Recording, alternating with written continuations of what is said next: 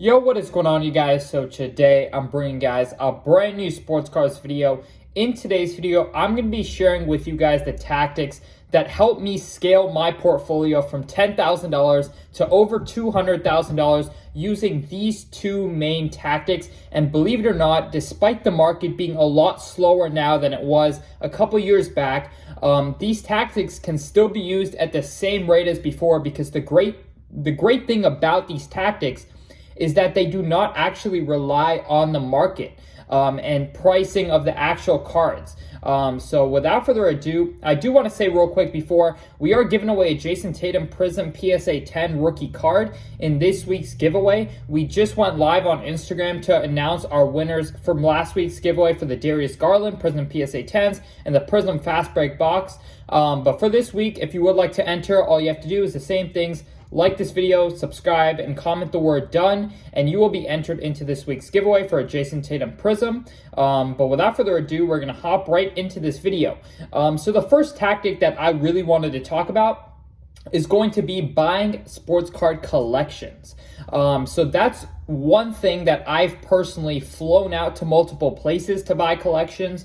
I've done a lot with this, and I know even locally, if you make, buying Facebook group posts, you can find some incredible sports card collections to buy at very great prices. Now, of course, if someone has, a garage full of 10,000 cards, say, something happened in their family and they just want to get rid of these cards. What you can essentially do is buy up these collections, these bulk cards, say 100, 200, sometimes as much as 10,000 cards for one price. And if you go through individually, I know it takes a lot of time, but if you sell them individually, you can make some incredible profits. And a lot of the times people don't really know what they have on their hands. So you can find a lot of underground value. I've personally found a lot of people with crazy loads of MJ inserts without really knowing the value of them. Now, of course, you don't want to totally lowball these people, but a lot of people will even make Facebook buying posts like, I'm selling this big old collection, $10,000 takes it all. Or even, a bulk, you can start off with literally like collections that people will sell for $300, say of a couple hundred cards, and you can extract, say, 600 to 700 value out of those collections. So if you do want, a full list of Facebook groups that I'm in so that you can see, these groups that I'm buying collections in, all you have to do is DM me on Instagram at SportsCardInvest, and I'm happy to send you guys the Facebook groups as always. But that's definitely one big tactic that I've really used. If you guys want my full stories on sports card collections that I bought, or for me to maybe the next sports card collection I buy, I vlog and make it an episode on the channel where I just pretty much show you guys what I pay for it and how I go about individually selling them. Especially a lot of the times when you get to higher level collections, I will literally set up at shows just to sell some of these collections off. If I buy a big collection, just set up at shows and, 20-30% is gone right off the bat. Even if you use consignment services like Probstein and other ones on eBay, they're selling them. You can still make a great amount of money. And the greatest thing about this is, at the moment right now, I'm seeing more collections for sale than ever. And that is obviously because a lot of people are in need of money right now. The markets have overall, not done very well over the last year or so, and that's caused a lot of people to really be desperate for cash. So if you go ahead and make offers on these collections, if you can get these collected, if you take the time to comp out these collections, and you just pretty much post them up for sale, you can make upwards of 3 to 4x if you can find the right collection. So the next big, strategy that I've really used to scale up my portfolio is going to be grading sports cards. I know it is a big gray area for a lot of investors. A lot of investors see a lot of risk in it. And while there is risk, there are a lot of calculated risks that you could currently take for the chance to 3 to 4 to 5x your money if you can get a PSA 10. So of course, there's a lot that goes into it. There is a big learning curve. I will admit, when I started to grade cards, a lot of them weren't grading very well. And chances are, if you're grading individually, you're going to go through the same exact struggles. One thing that I've really loved to use as, I guess, a tactic to grade my cards, and without taking as much time out of my day, is I will pretty much buy a lot of raw cards and I will take it to a bulk grader. So say someone who has a relationship with PSA, someone who can send in a bunch of cards for a better price. Oftentimes you pay the same price as you would if you were to send it in individually. But the great thing about it is you have professional cleaners who can clean your cards, submit them, and they have relationships with PSA. So their chances are they're going to get their cards back a lot faster, and chances are the grades can do very well. So I sent in a whole bunch of Darius Garland Prism PSA 10s, as you guys saw me show on the channel back in 2020, and I was getting a 70 to 75% PSA 10 rate at that level. And most of them were 9s. I had 1 7, but essentially I gave a whole bunch of raw cards to my grader, and he essentially went through them, cleaned them all up, told me which ones would not grade well, and I just told him to send them all in, and we had incredible results.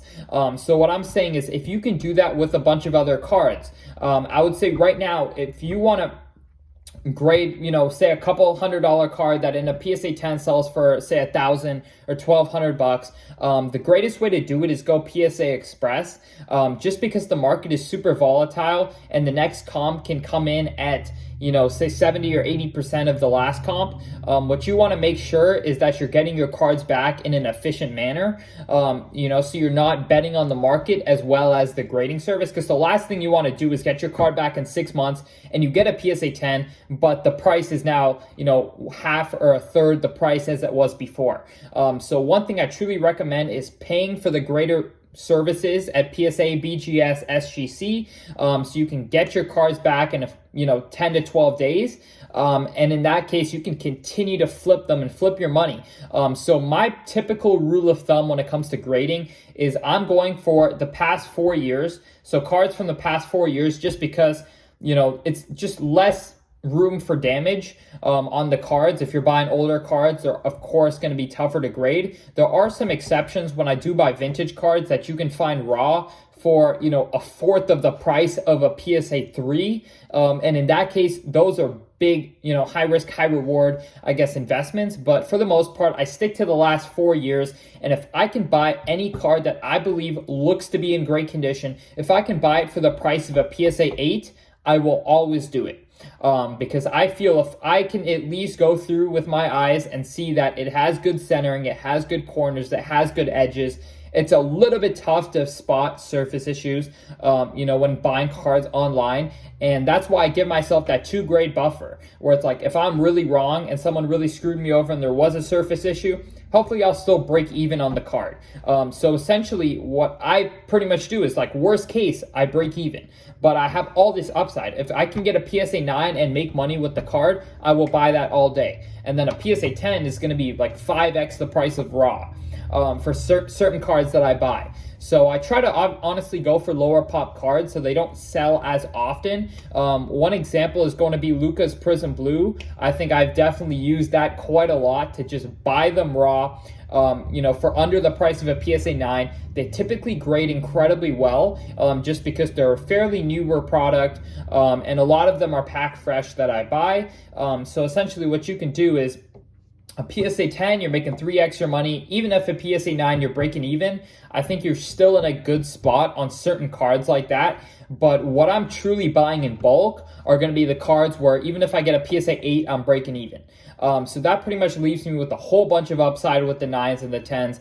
And even if you do get a few poor grades, the greater grades are going to make up for a bunch of the losses of yours. So one PSA 10 for me can make up for 4 or 5 losses, even if I get 4 or 5 PSA 7s or 8s.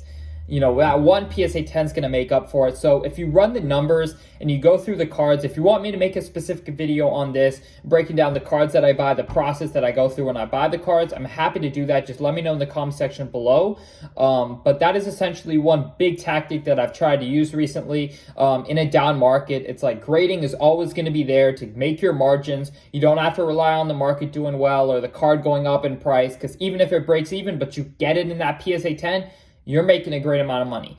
So if you can take calculated risks when grading, it can be one of the lucrative spaces of the hobby that I truly believe can really scale up one's portfolio as it did for mine. I know plenty of people who have literally become millionaires solely off of grading cards and just continuing the process. You essentially buy raw, grade, flip, use that money to buy raw, grade, flip, and your portfolio can expand at incredible levels. So if you want any more information on that, like specific cards that I buy, what specific levels I send it in, who I use to grade my cards, all that, let me know in the comment section below. But if you do want to enter into the Jayson Tatum giveaway, all you have to do is subscribe, like this video, comment the word done. Other than that, I really hope you guys have a great rest of your day, and I'm out. Peace.